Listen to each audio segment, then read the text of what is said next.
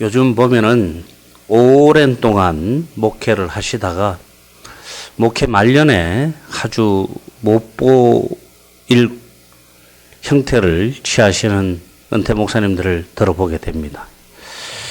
젊었을 때 그분들이 때로는 존경도 받고 한국교회에 지대한 영향을 미쳤던 분들이건만 목회 말년에 개인의 사심이 앞서다 보니까 결국은 하나님의 영광을 가리우고 사람들에게 지탄받는 그런 목사로서 불명예 은퇴를 하는 모습들을 종종 보게 됩니다. 오늘 본문의 다윗도 일평생을 하나님을 바라보며 의지하고 하나님을 사랑했고 하나님 말씀에 잘 청종하던 사람이었습니다. 또한 그는 이스라엘의 왕이었습니다. 다윗이 그의 인생 말년에 하나님의 영광보다는 자신이 앞서는 실수를 하고 맙니다.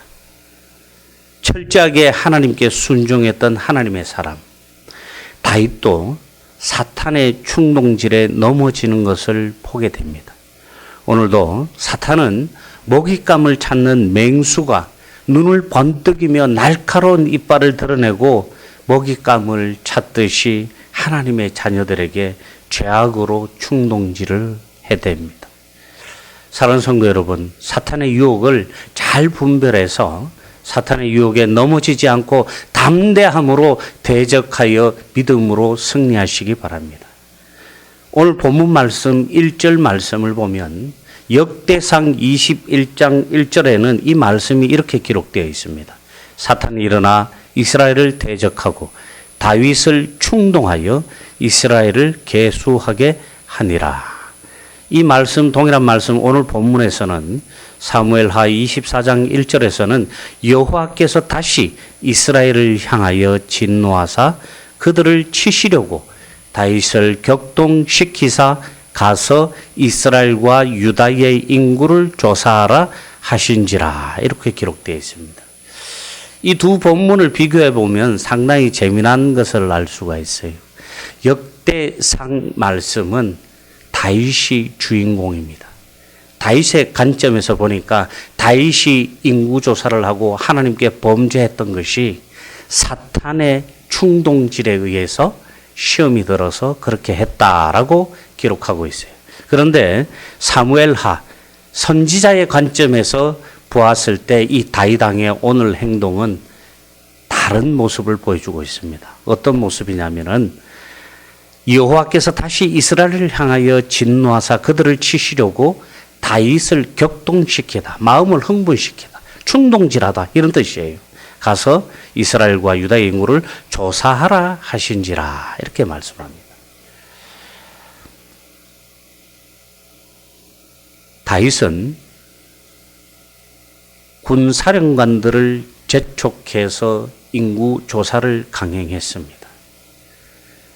이 인구 조사 결과 전체 이스라엘 백성 중에 칼을 쓰는 담대하고 대담한 군사의 수가 자그마치 130명이나 만 명이나 되었습니다. 여기에서 그럼 우리가 그렇게 생각해 볼 수 있을 거예요. 다윗이 평생을 40여 년간 자신의 청춘을 바쳐서 일구었던 이스라엘, 그 이스라엘의 최고 정예 군인의 수가 왜 그 인구 조사를 한 것이 왜 죄일까라는 생각을 우리는 해볼 수 있습니다. 하나님은 이스라엘을 징계하려고 다윗의 인구 조사를 허용합니다. 인구 조사가 범죄인 이유는 하나님은 그분의 은혜를 부정하고 사람의 능력으로 하나님의 일을 하려는 것을 싫어하고 진노하시기 때문이에요. 그런데 다윗이 일평생 자신에게 주었던 하나님의 은혜를 망각하고 하나님보다 다윗이 여태껏 이루어 놓은 자신의 업적과 그의 군사의 수를 의지했던 것입니다. 이것은 다윗이 하나님께서 통치하시는 왕국을 사람의 힘을 의지해서 통치하려고 한 것에서 시작되는 것입니다. 한낱 다윗은 양을 치던 목동 출신이었어요. 그런 다윗이 지금 이 부강한 통일 이스라엘의 왕이 되고 부강한 이스라엘의 왕이 된 것과 그 이스라엘이 부강한 나라가 된 것은 전적으로 하나님의 은혜였습니다. 결코 다윗이 전쟁을 잘하고 훌륭해서가 아니라 온전히 하나님께서 다윗을 세워주시고 하나님께서 다윗을 사용하여 주셨기 때문에 오늘 다윗이 누리는 이 모든 영광과 이 권위가 세워지게 된 것입니다. 하나님은 이러한 다윗을 통해서 하나님의 놀라운 역사를 보여주시고 하나님의 전지전능하심과 이스라엘을 선택하신 하나님, 아브라함을 통해 지금의 모든 상황과 축복을 약속하셨던 그 하나님께서 이루어 주셨다는 것을 다윗은 누구보다 잘 알고 있었음에도 불구하고 그런 다윗이 지금 하나님보다 사람의 능력을 더 의지하고 있는 모습을 보여줍니다. 물론 다윗만 그런 것이 아니에요. 오늘 1절 말씀을 보니까 다윗만 하나님께 범죄했던 것이 아니라 다윗만 하나님을 진노케 한 것이 아니라 이스라엘 백성들의 삶에서도 하나님께서 화가 나시고 그들을 징계하시기 위해서 하나님께서는 사탄을 이용해서 다윗의 마음이 격동하게, 즉 몹시 흥분해서 충동을 느끼도록 하신 것입니다. 사람들은 누구나 욕심과 편한 것을 찾는 경향이 있습니다. 어떨 때 그렇게 합니까?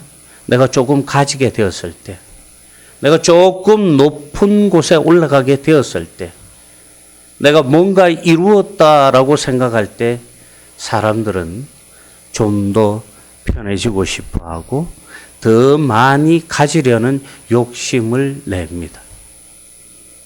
우리가 세상에 살고 있으니 이러한 것들이 어쩌면 당연히 우리 안에 들어올 수 있을지도 모르겠습니다. 우리가 유혹되기 쉬운 세상에 속한 것들, 즉 물질이나 인맥을 의지하는 경향이 누구에게나 다 있습니다. 그러나 그런 것에 기대는 것은 영원한 생수이시며 우리의 주님이 되시는 하나님을 버리는 어리석은 행위라는 것입니다. 하나님의 자녀로서 하나님의 일꾼으로서 하나님의 일을 하는 성도가 하나님께 집중하고 하나님을 의지하고 자신의 능력이나 주변 사람들의 힘을 의지하는 것이 아니라 오직 하나님께 의지해서 하나님을 통해서 그것들을 이루려고 하는 것, 이것이 당연한 것입니다. 그러나 반대로 하나님의 자녀로서 하나님께 집중하지 않고 하나님께 의지하지도 않고 자신의 능력이나 주변 사람들의 힘을 의지하려고 하면은 하나님은 싫어하시고 이러한 모습은 하나님의 일꾼의 모습도 아니다라는 것입니다. 사랑하는 성도 여러분, 여러분들은 하나님의 일을 맡아서 하실 때 지금 무엇을 의지해서 그 일을 감당하고 계십니까? 우리 눈에는, 우리의 마음에는 세상에서 통하는 이치와 원리가 아주 쉽게 금방 들어옵니다. 왜 그럴까요? 그런 방법을 사용해 보면 원하는 결과가 훨씬 쉽게 해결될 것처럼 우리가 생각되고 느껴지기 때문에 그런 것이에요. 그러나 하나님 나라의 일은 하나님의 원리와 은혜로 감당해야 한다는 것입니다. 이것이 진리인 것입니다. 지금 우선은 느리고 답답하고 어쩌면 힘들고 더디 갈지라도 하나님의 일을 하는 사람들, 하나님의 공동체 안에 있는 사람들은 하나님의 방법으로 감당해야 하는 것입니다. 오늘날 수많은 교회가 하나님을 의지하지 않고 하나님의 방법으로 하지 않고 세상의 것으로 쉽게 하려고 사람의 힘을 의지하고 세상의 방법을 교회 안으로 끌고 들어오니까 지금 오늘날의 교회가 어떻게 변했습니까? 이게 도무지 교회인지 회사인지 동호회 단체인지 정체성을 구분할 수 없게 되었습니다. 더 심각한 것은 이렇게 세상의 것이 우리를 길들이기 시작하니까 교회의 주인도 바뀌더라는 것입니다.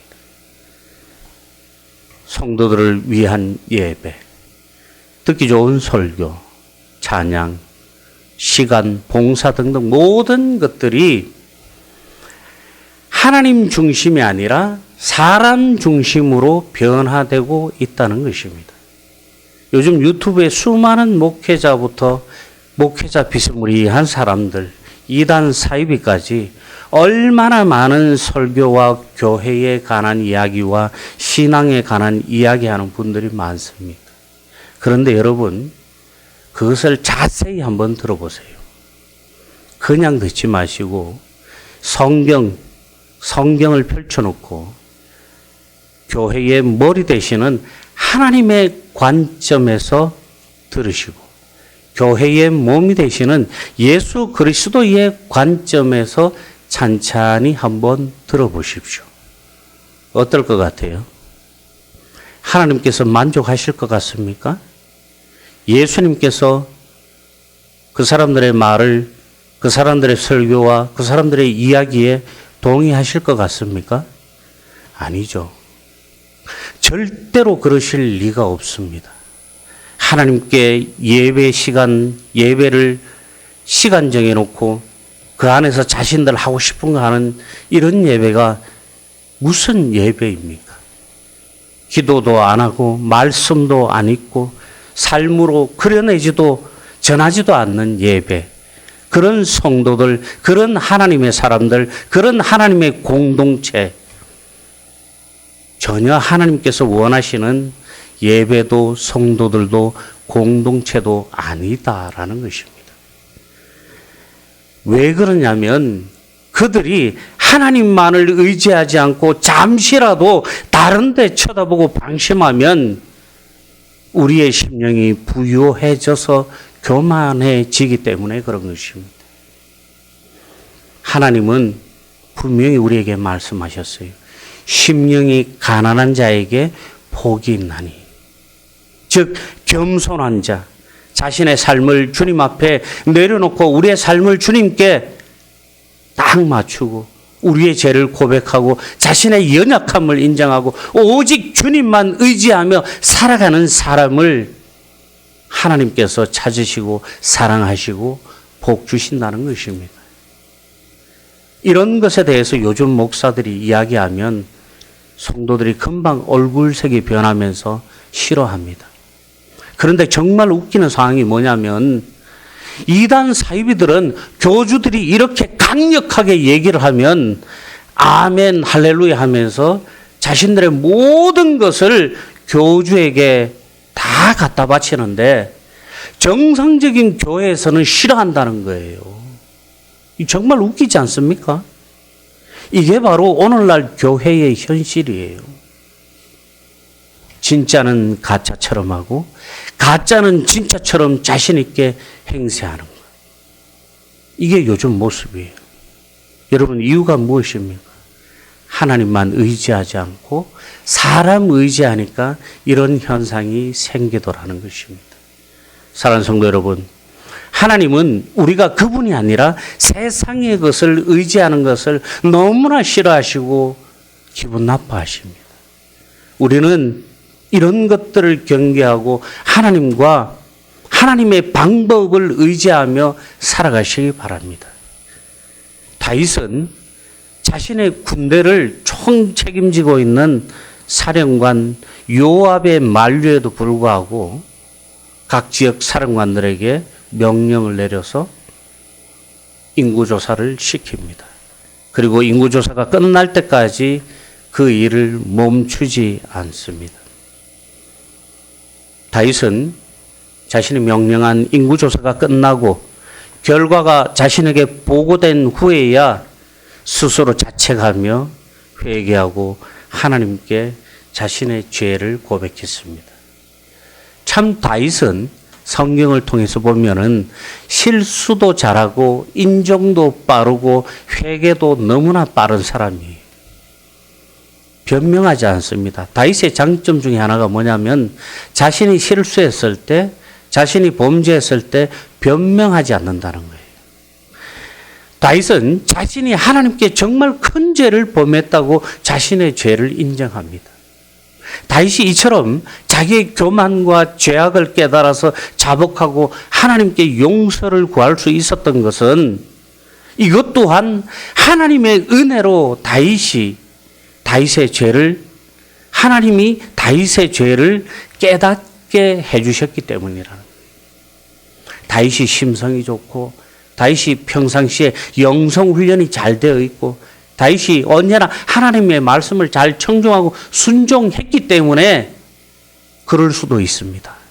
그런 마음이 금방 하나님의 이 역사하심이 하나님의 은혜가 잘 전달됐을 수도 있어요.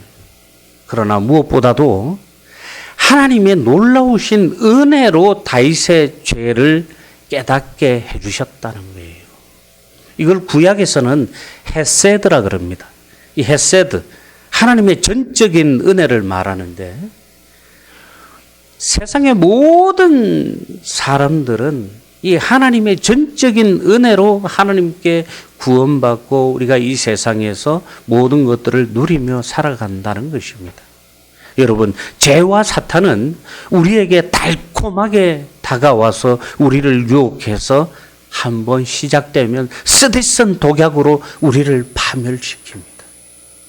파멸되기 전까지는 우리는 그 죄에서 그 유혹에서 빠져나오기가 너무나 어렵습니다.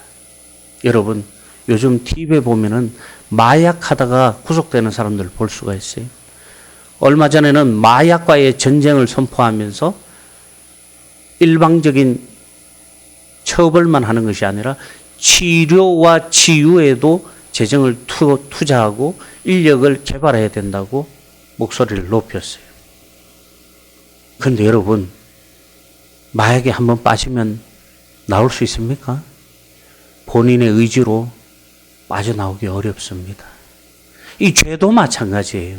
이 죄의 유혹에 빠지면 마약의 유혹에 빠지는 거하고 똑같아요. 한번 빠지면 쉽게 빠져나올 수 없습니다. 우리가 이런 죄의 유혹에 빠지지 않기 위해서 날마다 우리의 모든 심령을 주님께 집중하시기 바랍니다. 성도와 세상 사람의 차이점이 뭔지 아십니까? 성도는 자기가 범죄한 그 죄를 깨닫고 하나님께 회개해서 하나님께 죄사함을 받지만 세상 사람들은 죽어서 심판대에 섰을 때야 비로소 자기의 죄를 하나님 앞에 고백하게 된다는 것입니다. 여러분, 죽어서 후회해본들, 슬피 울며 이를 갈아본들, 그때는 이미 늦었습니다. 예수 믿고 하나님께 회개하고 죄 용서받고 구원받아야 천국 가는 거예요. 언제? 살았을 때. 살았을 때 내가 예수 믿고 하나님께 나의 죄를 회개하고 죄사함 받고 구원받아야 천국 가는 거지. 죽어서 아무리 울고 불고 나발 불고 소원해도 하나님께 매달려도 소용없다는 것입니다. 우리의 모든 열정과 힘을 쏟아서 하나님께 집중하고 오직 하나님의 방법으로 치열하게 이 세상에서 거룩한 삶을 살아가시기 바랍니다. 우리 삶에 알고 지은 죄, 부지 중에 지은 죄가 혹여나 여러분들 안에 있거든 여러분 지체하지 말고 하나님께 회개하고 용서 받으시기 바랍니다. 사랑하는 성도 여러분, 지금 우리가 살아가고 있는 세상, 너무나 힘든 세상, 어려운 세상에 살아가고 있습니다. 힘들다고 해서 땅 쳐다보지 말고, 힘들다고 해서 한숨 쉬시지 마시고 하나님 바라보시기 바랍니다. 하나님께 집중하시고 하나님 의지하시기 바랍니다. 하나님을 통해서 여러분들의 삶의 문제가 해결되어지고 하나님을 의지하고 하나님 방법으로 여러분들의 모든 삶의 문제가 해결되어지기를 주님의 이름으로 축원합니다.